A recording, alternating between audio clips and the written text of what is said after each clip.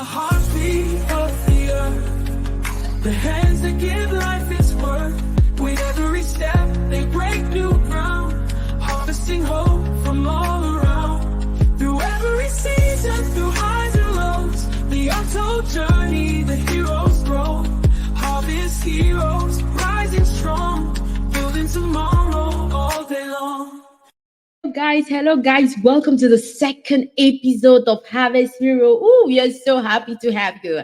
Please, if you just joined this live, write your name and where you're listening us from in the chat, please. And share to your friends, share to everyone you know, because Harvest Hero podcast, guys, is international, it's everywhere. So today we have the amazing pleasure to have. It's a special episode. First of all, guys, it's a very special episode because in this episode, our host will become the guest. So we have the special pleasure, I can say, to have the CEO and founder of Agricodeexpo herself as the host of the podcast and as a guest today. That would be so fantastic. And yes, it will be kind of a special episode, but the questions don't change, guys. The question don't change. We want to know all the secrets of all the leaders.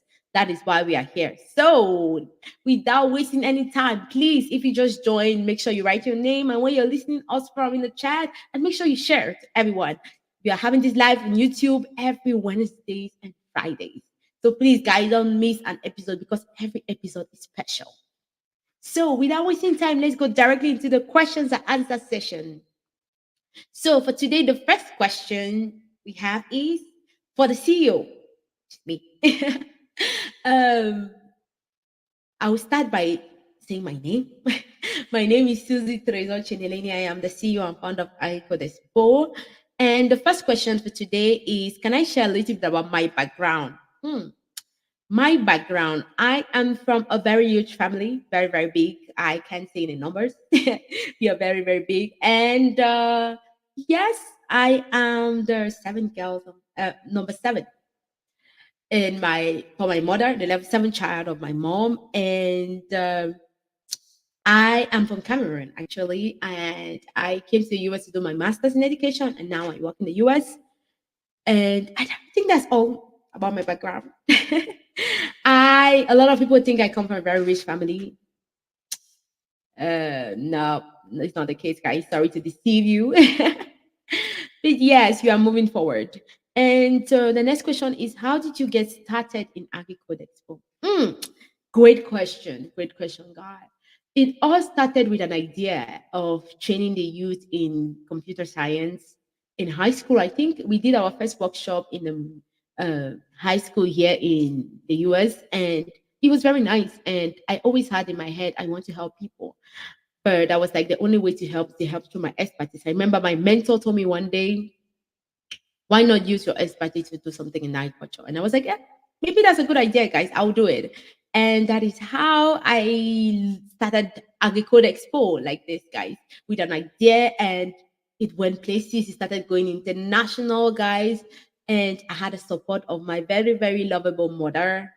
I call her my mother. She's from West Virginia. She's really, really, really lovable. And I think she'll be a guest in this podcast, guys. You'll have the occasion to see her.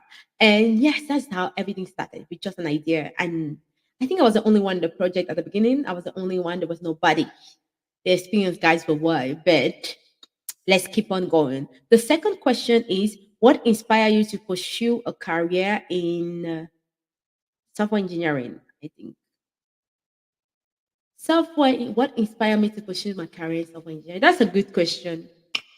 Software engineer, I really love computers since I was young, guys. Everything that deals with technology, I was really into it. And I think my father, I took it from my father because my father is a computer technician. And I really love computers since I was little, guys. So I definitely knew that what I want to do is computer science. Even though I did my education in the university in French, guys, I love computers so much that language wasn't a barrier. I did it and I nailed it. But yes, and after software engineering, I went on to take education, as I said earlier, and it was nice. It was nice. I really loved my master's in education. I think that gave me the ability to be able to share more. What keeps me motivated every day? Guy, the truth is prayers.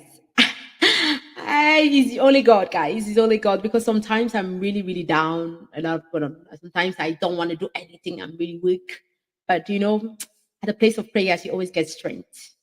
So it's God, and it's God doing, keeping me motivated. And also the when you see, how can I say, when you see the feedback of the work you do, it really motivates you to go forward, because I receive a lot of messages on WhatsApp of people telling me, thank you for what you're doing. It's really impacting my life. It's really, really, and really that makes me keep, that motivates me to keep going. And I really want to help the youth around the world. So that is also my motivation. The third question is, what is one of your biggest challenges I faced early on? The biggest challenge I faced early on before opening Agricodeexpo, guys, was nobody believed me in this project. I remember I started it, I was by myself, one person. And I was my mentor. I remember my mentor said, you can't do this because you're alone. You cannot carry it. And I was like, I would do it, and I would do it more than what you think I can do. I think that was the biggest challenge, is that nobody believed me at the beginning. I did the first workshop. If people don't know, I did the first workshop, and it was like three people in the first workshop I ever did. I got this had no members. And I think I organized a workshop. This story, I think I said it a lot of times. There was this woman in Nigeria, I don't remember her name. She asked me to organize a workshop for her company because she saw what I was doing in my mentor's NGO, because I was volunteering in my mentor's NGO. And she was like, oh, you're doing a great job. Can you just train our youth in computer science? That was web development. And I was like, yeah, yeah. So I organized the training, guys. I bought the Zoom link, I bought everything. Guys, nobody came to the training. I think two people came the first day. It was a 4-day training, guy. It was so frustrating. That was a very huge challenge I faced at the beginning, is that I had to keep going, no matter, even though I wasn't seeing the result. It wasn't easy, but I kept going, guys. I remember I said I trained these two people as if they were 100 people. So I was diligent in what I was doing, answering present every training days, no matter who attended or not. And at the end, I had only 10 people attend. But guys, in between those 10 people, in between those 10 people, I had somebody that brought 1,000 people. So consistency is the key, guys. Never give up. And how do I overcome that event? What made me overcome that event, though I had very few people that answer present to keep training and standing up, is actually, guys, the vision I saw at the beginning when I saw iCode Expo. I always tell people, when I saw iCode Expo at first, I saw it in the going around the world. I saw thousands of people actually running the project. It is not a person project, it is a nation project. So I always kept my focus on that vision that I saw, and I never got my eyes of it. Off of it. Even now, guys, my eyes is still on that same picture I saw at the beginning. Nothing can make me change my mind or change my sight. The next question is, who has been most influential in shaping my future? Actually, guys, it was my mentor. I call her my mom, my mentor, and her name is Amy. And when I was in, everything started when I went to do my master's in Bethany College. I did not like Bethany at the beginning. I was like, oh, this is a retirement center. I always tell everybody that. But that place really taught me a lot. It really, really, really, really make me grow, like make me matured. And I met my mentor. She's a fabulous woman. I worked for her, and she taught me how to actually help people sincerely. I was sincere before, but how to actually put in your all in what you want to get. And she really helped me. So she shaped my whole future in this Agricole Expo. She's the one that even pushed me into Agricole Expo at first. And yeah, guys, she's the one. And also, the person that shaped my point of view from birth is my mom. Why would I say my mom? My mom, my parents are my mom and my dad. My mom, because, guys, she believes in me blindly. If I tell her I need this to start a business, she will do everything to make sure I have it. And she's my best, the best of the best. My dad helped me build resilience. When I always tell my dad I have this project. He says, "What do you have in hand? What are you already doing?" So because of that, I had that mindset of building resilience. So he is my hero too. I love him. He's a businessman. And the next question is, What piece of advice do you wish you had when you first started? Guys, the piece of advice I wish when I first started iCodeexpo. By the way, iCodeexpo is now in 22 countries and more than 4,000 members. The piece of advice I hope I had, guys, is that it is not easy. Things are not given to you. I hope I knew that at the beginning because I thought things would be easy, things would be given out to me. But it was so hard, guys. At the beginning, it was so challenging. And I think prayers help to overcome certain things, like to keep standing no matter what, because I faced a lot of challenges, guys. So much, so many challenges that I can't even talk about it here right now on this podcast. But I think praying, because I found my purpose and God said that is your way and I followed it, really helped. And also, guys, the people that were surrounding me were awesome. I had wonderful friends from all around the world. They did be from Argentina, from Tunisia, from France. They were so amazing. And those friends really stood by me, and they really, really help. And my family too, guys. Family is very important. My mom, my dad, my sisters, they really, really stood by me and it really helped me to believe more in myself and in helping others and getting things done, guys. Yes, that was how that was the advice I wish I had, that things will not be easy. Things is not given it unto you. If you want something, go get it. And I didn't know things happen like this. I thought it would come to my table. It did not come to my table. I had to go get it. So, yeah. What has been a proudest moment and biggest accomplishment so far? Proudest moment. Oh, it's when I finally rented my own house. I was so happy. I was so proud of myself to do that. In the US, I was so proud of myself, guys. I've never stayed alone, alone, alone, alone. So when I rented my own house, I was so proud of myself. And Agricodeexpo too. I was so proud of. I'm so proud of what Agricodeexpo is becoming, how it's helping people, the connection we are having, people I met, and there's so many people we are meeting right now. I'm so proud of it. Every single moment. I don't know. I'm proud of everything. Everything I've accomplished. I'm so proud of it. My masters, I graduated with a 4.0. I'm so proud of myself for that. I'm so proud of everything. I went through a lot and I'm so proud of everything I went through. And it was just amazing. I don't have a particular thing I'm mostly proud of. I'm very proud of my family. Can I say that? But I don't have a particular thing I'm mostly proud of because I'm proud of every great accomplishment I could make in my life. I did in my life so far, because we still have great things coming up, guys. This is just the beginning. And the next question is, can I describe a pivotal moment in my life that really changed my trajectory, the trajectory of my career? Yes, guys, I cannot forget. It happened back home, actually. This story is funny, but you have to hear it. It actually happened back home.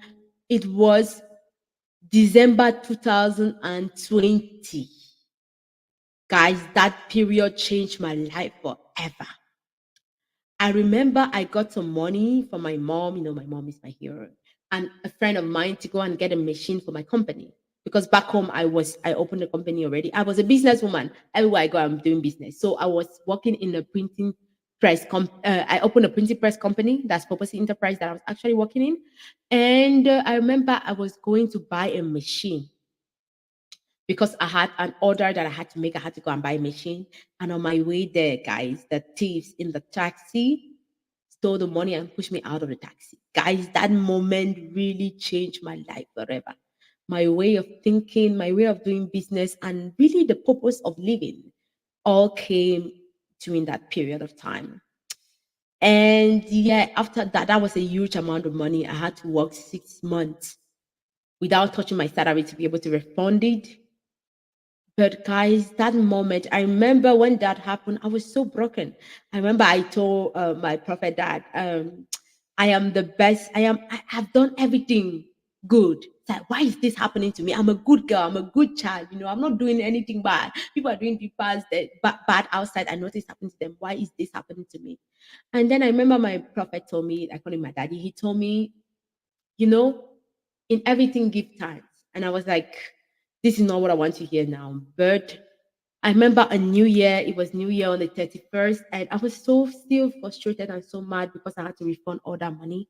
I remember my prophet told me never enter a year being sad. So guys, it was such a difficult moment, but I had to keep smiling, keep going, keep doing business. So yeah, that was the it really changed my way of seeing things.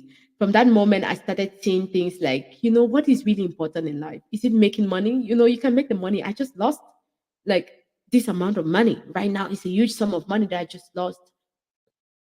Is making money really important? And why am I alive? That's where I started asking myself those questions. And guys, that's where I knew that I am there to help people. I am here to help people, not about my own personal success of finance, but the success of others is really at my heart. And that is where I really discover myself. And it continued when I came to the US in January 2022. Guys, that was rough. But yes, those are part of my story that really changed my perspective. And that really made me want to go into volunteering full time. The next question is, how do I stay ahead of trend in my field? Guys, I'm not really a trend person. I don't really stay ahead of trend. Like a lot of people think, no, not really. I People ask me where do I get all my ideas from. I got to spend all this. I get it from in prayers.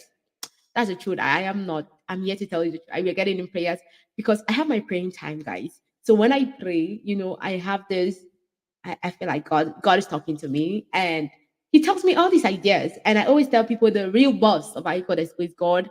I am just the mediator and I just take the ideas from him and implement. It's all him. The flyers, the way of doing things, the perfect, it's all him. If he says we are going to Africa and doing the Agricodeexpo and bringing youth back to the farmland, guys, by bringing youth back to the farmland. So the master of the ideas is God. He just downloads it. I just download it and put it out there. And yeah, that's it. That's the truth about it. I am not a good idea bringer because I don't know. I just get the ideas.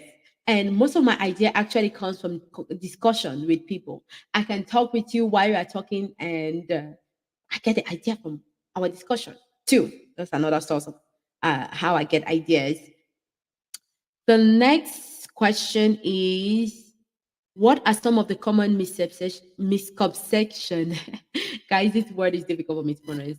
People have about me and about the work I do. Hmm. Yeah. A lot of people don't know that I have a full-time job apart from I Code Expo. A lot of people know things that I Code Expo is all I do. Guys, it's not all I do. I do have another full-time job. But a lot of people don't see the commitment like I put behind. A lot of people have first of all a misconception when they see me at first. They say she's too young. She cannot be the CEO of this huge organization. Guys, I am. And yes, I am very young.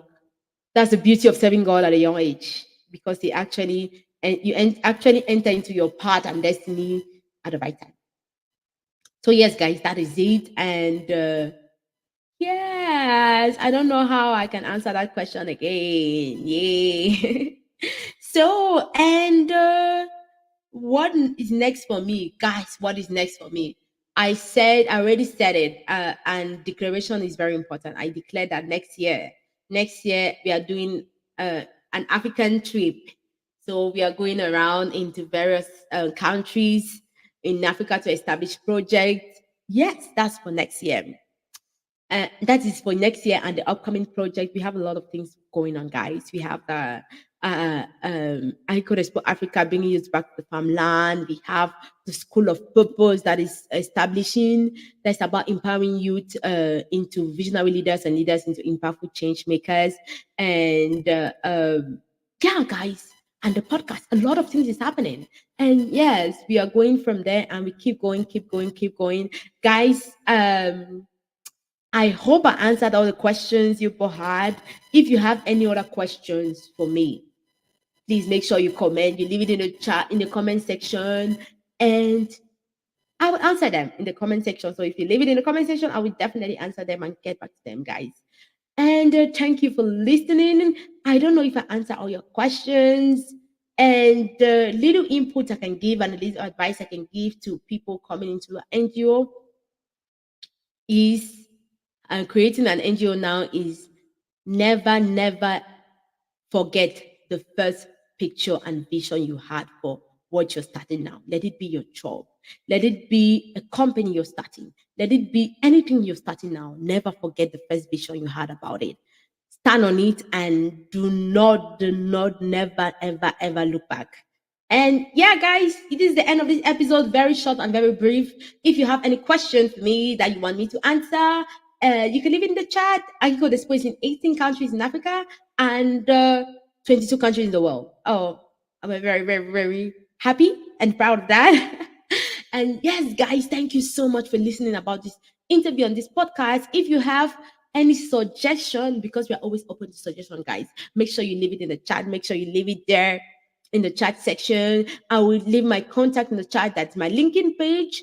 And yes, guys, you can always get in contact. Agricodeexpo is always open to receive a lot of people. Thank you, thank you, thank you so much, guys, for listening to this interview. Make sure you write your name and where you're listening us from in the chat section. Thank you for listening. And we have our next episode is a very, very important episode. Make sure you listen, make sure you subscribe, make sure you like and comment. Goodbye, guys, and thank you so much for joining us. Thank you. They are the heartbeat of the earth. The